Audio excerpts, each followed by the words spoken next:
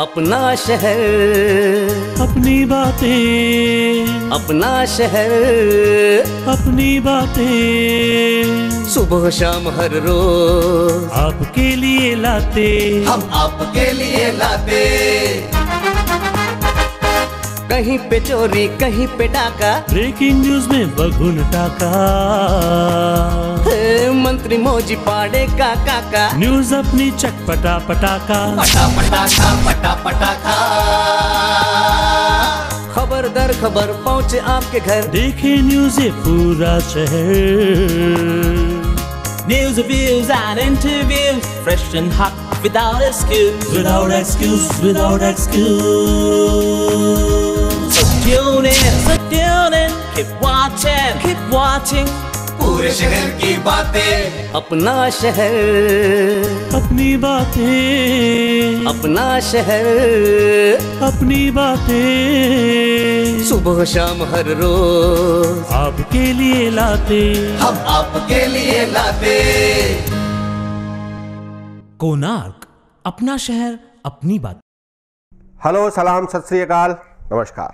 Konark news अपना शहर अपनी बातें में आपका स्वागत है। आइए डालते हैं नजर इस एपिसोड की विशेष खबरों पर। कोणार्क, अपना शहर अपनी बातें। 10 सितंबर के दिन संपूर्ण भारत में पेट्रोल व डीजल की बढ़ती कीमतों के चलते भारत बंद का आह्वान किया गया। ऑल इंडिया कांग्रेस व अन्य सहयोगी दलों द्वारा इस बंद के आह्वान को उल्लासनगर में भी काफी समर्थन मिला। उल्लासनगर के कांग्रेस जिला अध्यक्ष जयराम लुल्ला ने व्यापारियों से, दुकानदार भाइयों से आह्वान किया कि इस बंद में उन्हें सहयोग दें। अपने आह्वान में उन्होंने क्या क्या बातें कही, आइए देखते हैं। तारीख 10 सितंबर 2018 सोमवार का दिन है।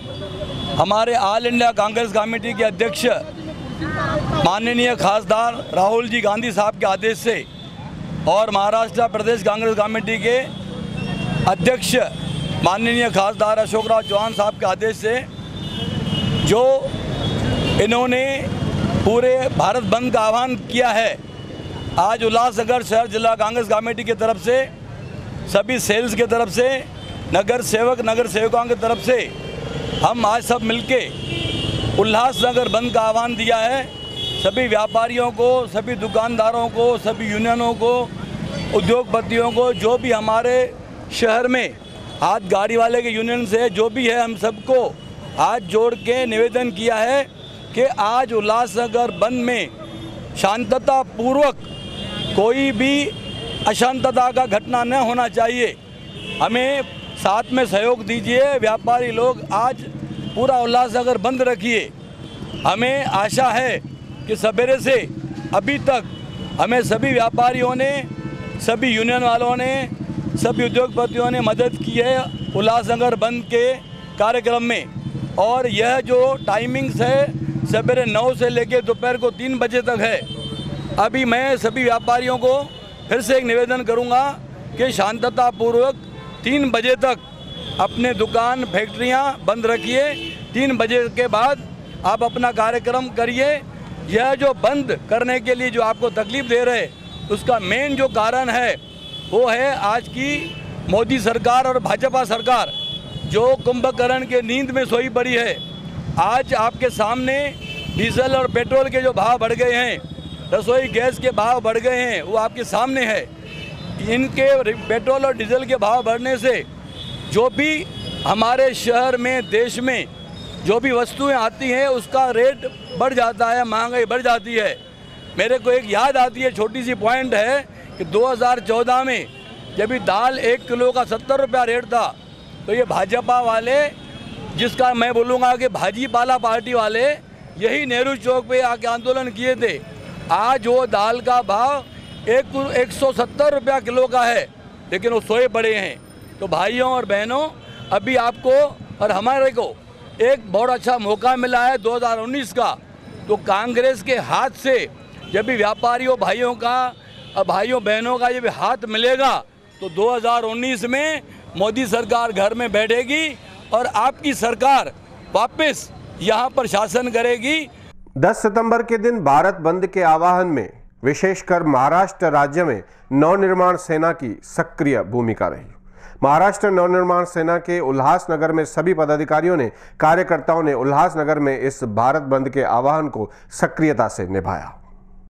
आज जे पूर्ण भारत बंद आहे, आज महाराष्ट्र नवनिर्माण सेनेतर्फे महाराष्ट्र बंदची हाक दिलेली राजसाहेबांनी, त्या अनुषंगाने उल्हासनगर हे पूर्ण बंद आहे। जे नेहमी पेट्रोल वाढ, डिझेल वाढ आणि गॅस दर वाढ, तर आम्ही या मोदी सरकारचा निषेध करतो आणि मोदी सरकार हाय हाय, मोदी सरकार हाय हाय, मोदी सरकार हाय हाय, मोदी सरकार हाय हाय। महाराष्ट्र नवनिर्माण सेनेने सन्मान्य आमच्या राजसाहेबांनी महाराष्ट्रासाठी बंदची हाक दिली। त्या हाकमध्ये उल्हासनगर शहरातून आमची मनसेची पूर्ण टीम या ठिकाणी उतरून महाराष्ट्र नवनिर्माण सेनेने शहर पूर्ण बंद केलेलं आहे। भाववाढ, दररोजच्या पेट्रोलची, डिझेलची भाववाढ ही गरीब जनतेला होरमाळणे, डिझेल वाढ असल्या कारणाने या भारतीय जनता पार्टीचा निषेध करण्यासाठी या ठिकाणी आम्ही रस्त्यावर उतरलेलो आहोत आणि त्यांचा निषेध करतो।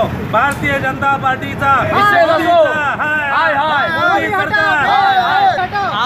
आज आपण बघता येते जे आंदोलन आहे, मनसेने पाठिंबा दिला, सक्रिय पाठिंबा म्हणून राजसाहेबांनी नोंदवला, परंतु जो उत्स्फूर्त प्रतिसाद आम्हाला मिळाला होता त्या पद्धतीने काही ठिकाणी, मोजक्या ठिकाणी भेटत नव्हता, परंतु विनंती करून त्यांनी आज आम्हाला हा प्रतिसाद व्यक्त केला आणि स्वतःहून दुकानं बंद करतायत। परंतु आपण इथं बघू शकता की कोणत्या प्रकारची दडपशाही, जी एक इंधन दरवाढी विरोधात मनसेची आक्रमक भूमिका घेतलेली आहे आणि त्या संदर्भामध्ये आपण बघू शकता की कुठेतरी आंदोलनामध्ये दडपशाही करून पोलिसांचा फौजफाटा पाठवून इथं आंदोलन दाबण्याचा प्रयत्न या ठिकाणी होत आहे। त्या अनुषंगाने कितीतरी कोणी काय केलं आणि किती अडचणी आल्या तरी आम्ही या आंदोलनाला सामोरे जाऊ व हा उल्हासनगर बंद करून दाखवू, हा आमची ग्वाही आहे। महाराष्ट्र नवनिर्माण सेना की ओर से भारत बंद के चलते उल्लासनगर में व्यापारियों व दुकानदार भाइयों के बीच महाराष्ट्र नवनिर्माण के सेना के कार्यकर्ताओं के साथ उनकी कुछ झड़प न हो, इसी के चलते पुलिस अधिकारियों ने भी मध्यस्थता की। इस मध्यस्थता के चलते संपूर्ण उल्लासनगर में इस भारत बंद का जो असर देखा गया वो शांतिपूर्ण तरीके से देखा गया। इसी के चलते महाराष्ट्र नवनिर्माण सेना के अधिकारियों ने पुलिस अधिकारियों का भी स्वागत किया। आज 10 तारीख, आजच्या दिवशी जो भारत बंद जो पुकारला होता त्यामध्ये आदरणीय राजसाहेब यांनी आमच्या सर्व महाराष्ट्र सैनिकांना आदेश दिला होता की प्रत्येकाने प्रत्येक शहरामध्ये ठिकठिकाणी म्हणजे पूर्ण बंद करायचं आणि बंद म्हणजे बंदच झालं पाहिजे पूर्ण शहर, सर्व दुकानं, आणि त्याच पद्धतीने त्यांच्या आदेशाचे आम्ही पालन करून पूर्ण शहरामध्ये चांगल्या प्रकारे बंद केलं। पूर्ण शहर आज बंद होतं आणि शहरातील सर्व व्यापारी वर्गांनी आम्हाला चांगल्या प्रकारे प्रतिसाद दिला आणि हा बंद 100% यशस्वी झाला। आणि हा यशस्वी झाला म्हणजे हा फक्त आमच्या सन्माननीय राजसाहेब ठाकरेंमुळेच। आणि काही ठिकाणी बाचाबाची झाली, असा 1-2 ठिकाणचा अपवाद वगळता बाकीच्या व्यापाऱ्यांनी आम्हाला चांगल्या प्रकारे प्रतिसाद दिला आणि काही ठिकाणी बाचाबाची झाली म्हणून पोलिसांनी येऊन मध्यस्थी करून आम्हाला इथं पोलीस स्टेशनला घेऊन आले आणि इथं आम्हाला समज दिली आणि नंतर आमची अटक व सुटका हे झाली। आणि त्यानंतर आम्हाला पोलिसांनी चांगलं सहकार्य केलं। बंदच्या वेळेला कुठल्याही आमच्या कार्यकर्त्यावर कुठल्याही प्रकारचे केसेस झाल्या नाही, त्यांच्यामुळे आम्ही महाराष्ट्र उल्हासनगर शहराच्या वतीने त्यांचं स्वागत केलं। महाराष्ट्र नवनिर्माण सेनेचा जय हो, महाराष्ट्र नवनिर्माण सेनेचा जय हो। कोणार्क, अपना शहर अपनी बातें। उल्लासनगर में किसी भी पेट्रोल पंप पर आप जब पेट्रोल भराने जाते हैं तो आपका ध्यान मीटर पर ज़रूर होना चाहिए। जब आपका पेट्रोल भरा जा रहा है तो वो मीटर 0 से शुरू होना चाहिए। ऐसा ही ध्यान उल्लासनगर के एक जागरूक नागरिक राकेश कारेरा ने दिलवाया है। उन्होंने शिकायत की है कि उल्लासनगर के हीराघाट परिसर में AVM ऑटोमोबाइल्स नामक पेट्रोल पंप पर धोखाधड़ी हो रही है। इस संदर्भ में वो अधिक क्या कह रहे हैं, देखते हैं। ये AVM पेट्रोल पंप जो है हीराघाट के सामने, ये 2-3 साल पहले भी ये कंप्लेंट आपके कोणार्क न्यूज़ में जो दिखाई गई थी, मैंने तभी भी बुलाया था और आज भी वही बात है।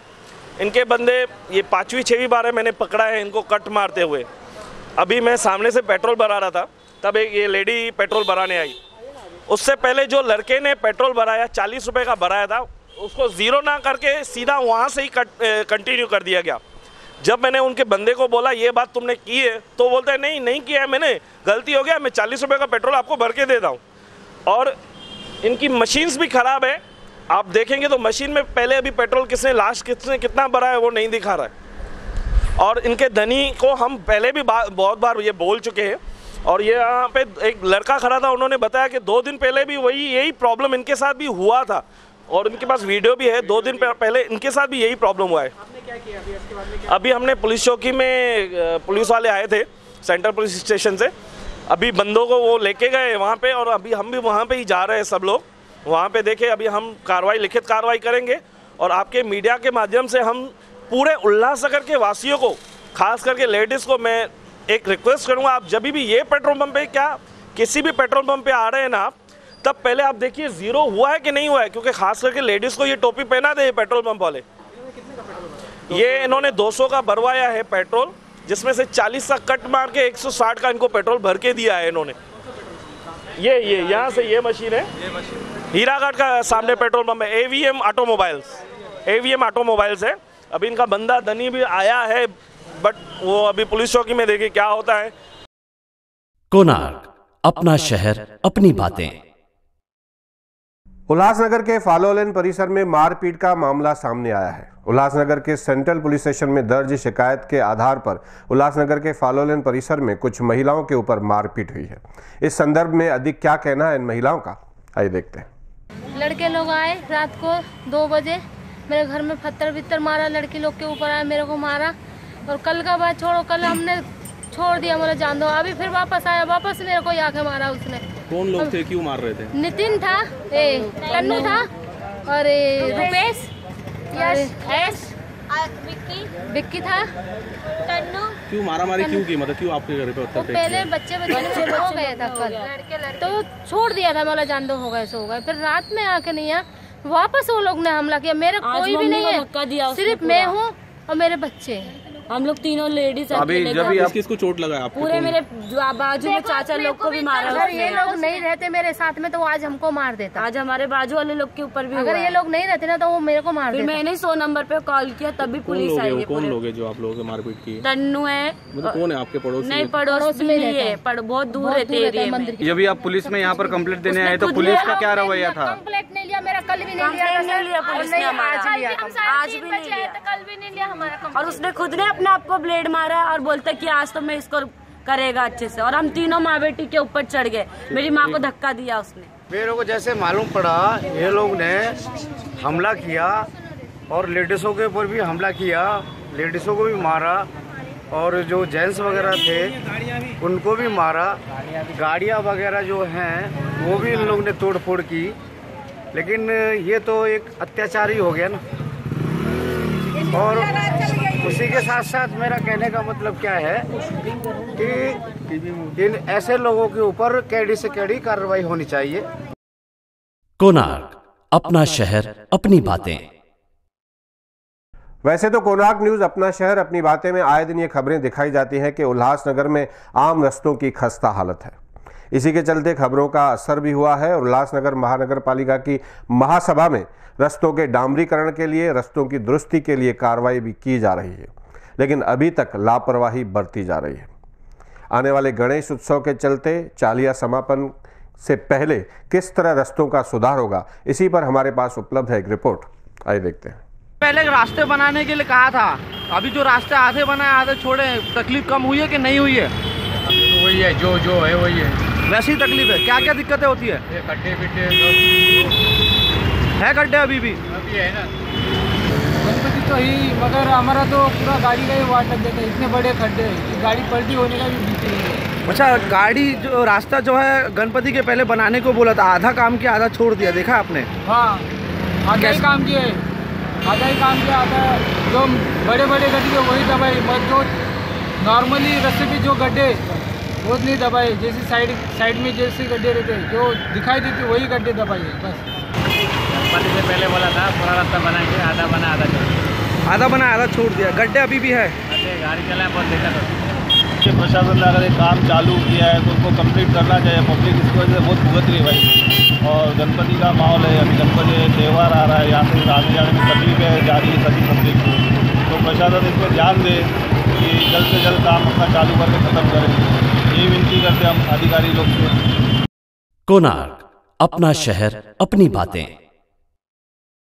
उल्लासनगर में समाजसेवी, नगर सेवक व विभिन्न सामाजिक व राजनीतिक व व्यापारिक संगठनों के अध्यक्ष पदाधिकारी एकजुट होकर मिले उल्लासनगर में ट्रैफिक पुलिस अधिकारी के साथ। हरेश कृष्णानी, दीपक छतलानी, दिनेश लहरानी, सतराम दास जेसवानी व अन्य कई पदाधिकारी उल्लासनगर में बढ़ती ट्रैफिक की समस्या के चलते पुलिस अधिकारी से मिले और ट्रैफिक पुलिस अधिकारी से इस मामले में जानकारी दी कि किस तरह से समाधान होगा इस ट्रैफिक समस्या का। सर, आपकी व्यापारी संगठन ने अभी हाल ही में ट्रैफिक विभाग के साथ भी एक मीटिंग की थी सर, किस सिलसिले में? हमारे एक्चुअली 1, 2, 3 के जो ट्रैफिक पे आए हैं गेटे जी, उनसे भी मुलाकात हुई और उसके बाद अभी 2 दिन पहले दादा सतराम दास जेसवानी जो हमारे नगर सेवक हैं, वरिष्ठ नगर सेवक, हरेश कृष्णानी जी 4 नंबर के अध्यक्ष और दिनेश लहरानी और मैं, हम चारों जन 2 दिन पहले हमारे जो पीआई हैं ट्रैफिक के शिंदे साहब 4 और 5 के, उनसे हमारी मुलाकात हुई। ख़ास करके 4 और 5 में तो ट्रैफिक समस्या है ही, उसमें कोई इनकार नहीं किया जा सकता है, लेकिन मेन मुख्य विषय था जो चालिया साहब परिसर में इस समय चालिया साहब का जो मेला चालू है 40 दिन जो चलता है और उसमें 25 से 28 दिन गुजर जाने के बाद भी ट्रैफिक वाले अपनी ड्यूटी नहीं निभा रहे हैं बराबर से। उसी विषय को लेकर मीटिंग थी। हमारा जो पब्लिक है वहाँ पे आना ही 8-9 बजे के बाद चालू करती है, रात को 11:30-12 तक वो मेला चलता है और ट्रैफिक वाले 8:30 बजे 8 बजे गायब हो जाते हैं वहाँ से।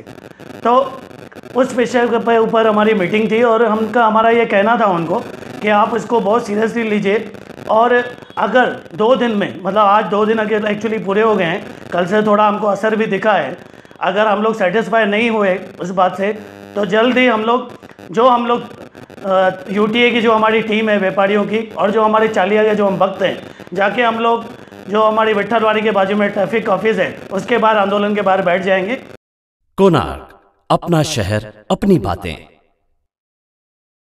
वातावरण को शुद्ध करने के लिए और प्रदूषण को रोकने के लिए इन दिनों गणेश उत्सव के चलते इको फ्रेंडली गणपति का रिवाज रीत बढ़ती ही जा रही है। ऐसे में कई इको फ्रेंडली गणपति के वर्कशॉप का आयोजन होने जा रहा है। एक आयोजन में किस तरह से आयोजक इस इको फ्रेंडली गणपति के बारे में बता रहे हैं, आइए देखते हैं।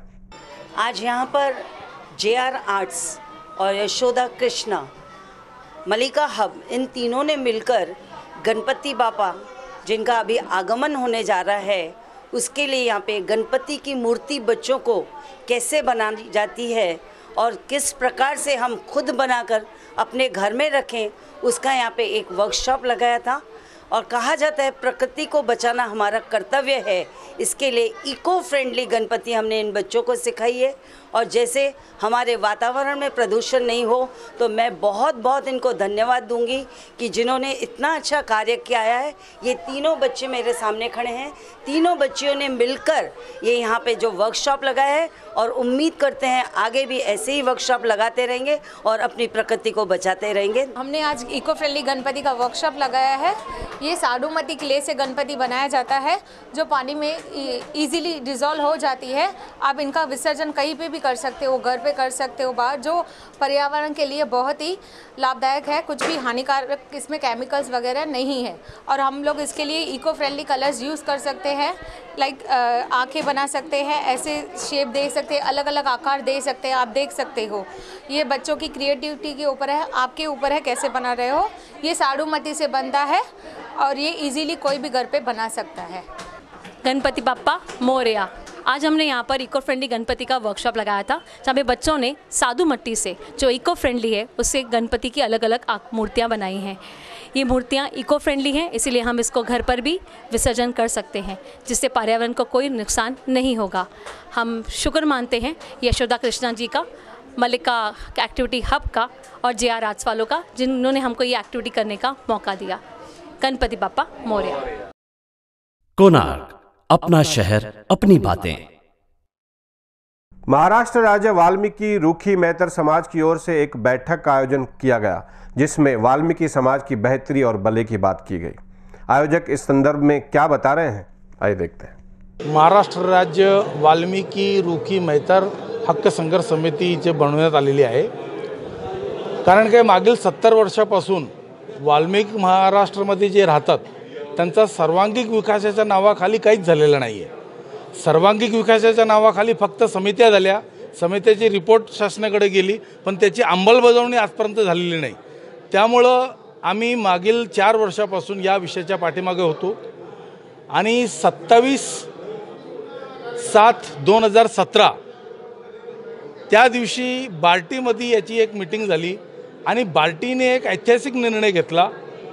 21/10/2017 त्यांनी महाराष्ट्र शासनाच्या समाज कल्याण विभागाला पत्र दिलेलं आहे की 70 वर्षात या समाजाला विकासाच्या नावाखाली काहीच भेटलेलं नाही आहे, यांचा सहानुभूतीपूर्वक विचार करावा असा पत्र महाराष्ट्र शासनाच्या समाज कल्याण विभागाला दिलेलं आहे.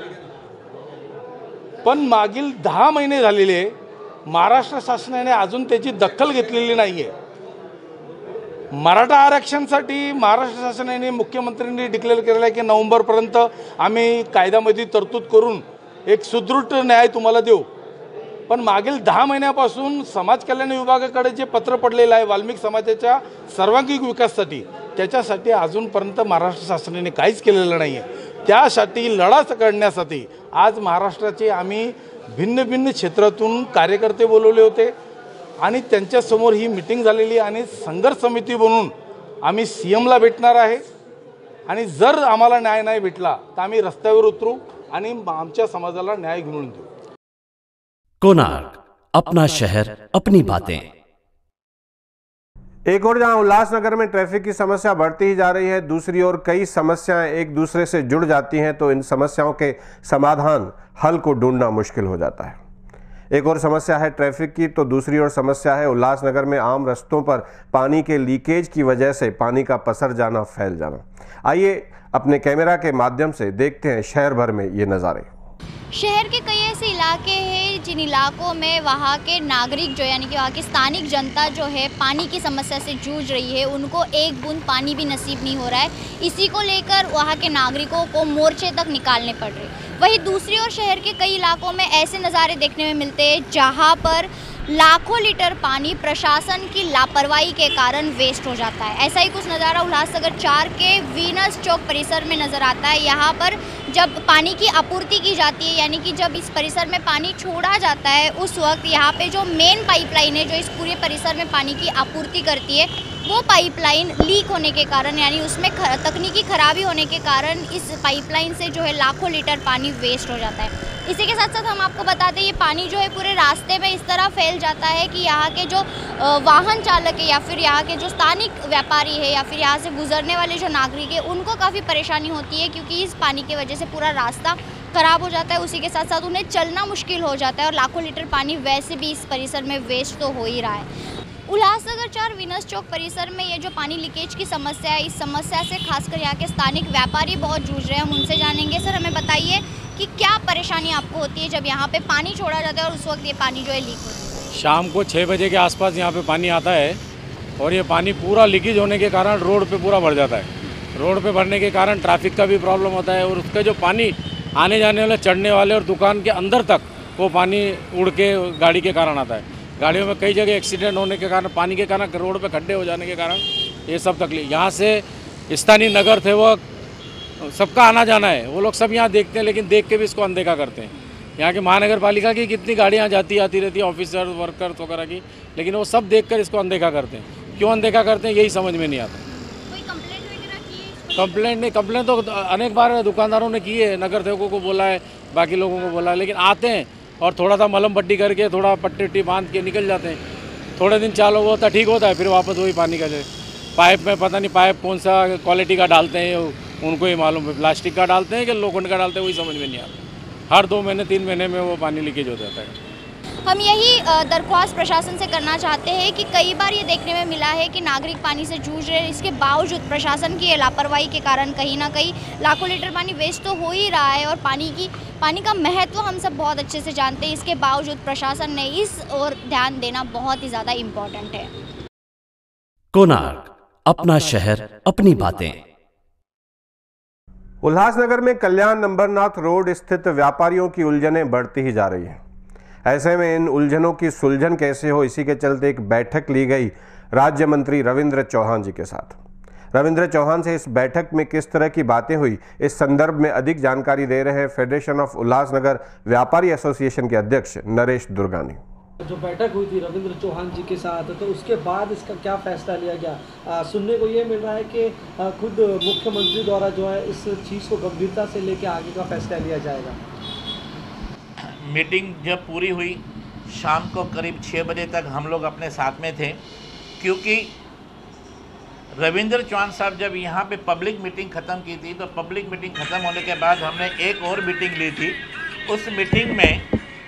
उस मीटिंग में हमारे लक्ष्मण कटारा साहब आर्किटेक्ट इंजीनियर और रूपानी साहब, उन दोनों को हमने उन मिनिस्टर के साथ में बैठा के जो टेक्निकल हिचेस कहाँ पर आ रही हैं रेगुलाइजेशन के लिए, प्लान पास करने के लिए, तो वो हमने 1 घंटे की मीटिंग होटल मयूर में रखी थी, जहाँ पे इन्होंने आपस में उस विषय पे डिस्कस किया।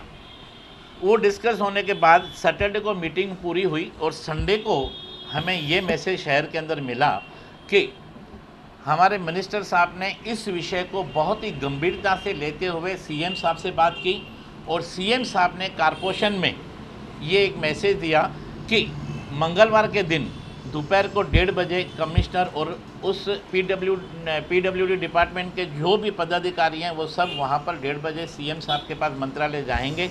वहाँ पे इस विषय पे चर्चा होगी और मुझे ऐसे लग रहा है कहीं ना कहीं इसकी रिज़ल्ट ज़रूर आएगी और ये 260 परिवारों को अपना जो न्याय है वो उनको मिलेगा ही मिलेगा।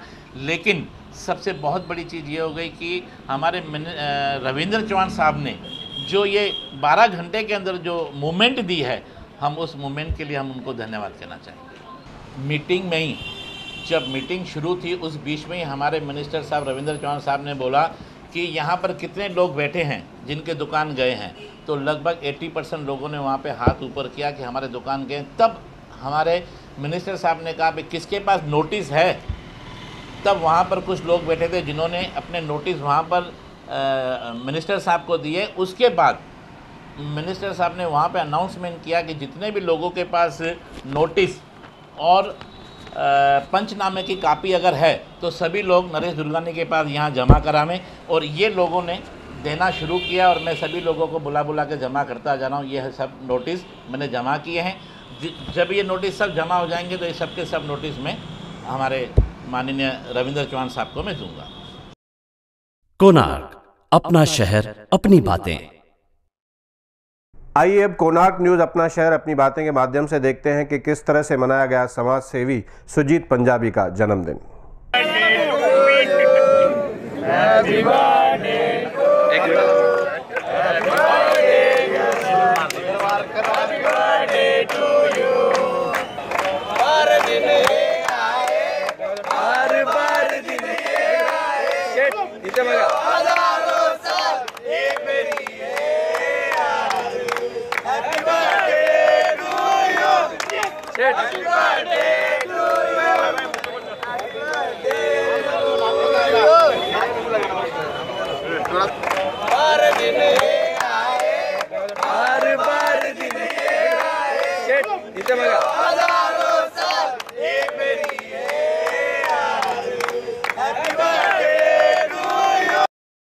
कोणार्क, अपना शहर अपनी बातें।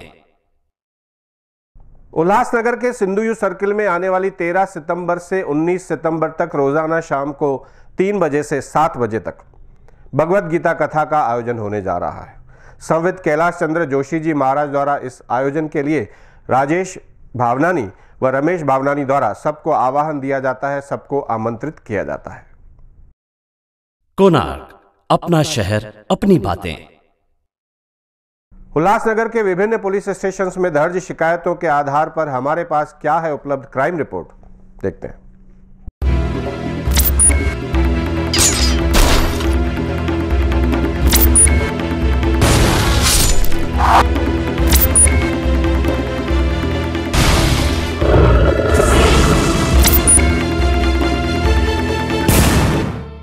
उल्लासनगर एक अवधराम चौक परिसर में दिलीप चौथानी नामक व्यक्ति के साथ मारपीट का मामला सामने आया है।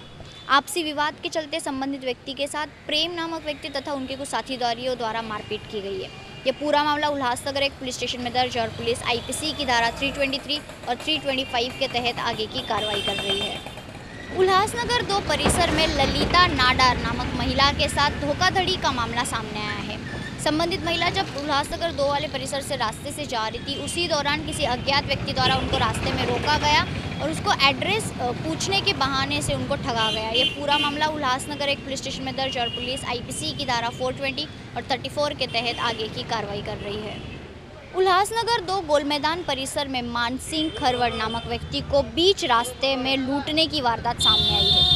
संबंधित व्यक्ति कुल 1,60,000 रुपये की कैश लेकर अपने काम से कहीं जा रहे थे। उसी दौरान किसी अज्ञात व्यक्ति द्वारा उनको चाकू का डर दिखाकर उनके पास का सारा पैसा लूटा गया। ये पूरा मामला उल्लासनगर एक पुलिस स्टेशन में दर्ज और पुलिस IPC की धारा 364A, 392 और 34 के तहत आगे की जांच कर रही है। कोणार्क, अपना शहर अपनी बातें। तो ये था आज का हमारा एपिसोड कोणार्क न्यूज़ अपना शहर अपनी बातें। फिर मिलेंगे अगले एपिसोड में, तब तक के लिए देखते रहिए हमारा न्यूज़ चैनल कोणार्क न्यूज़ अपना शहर अपनी बातें। धन्यवाद।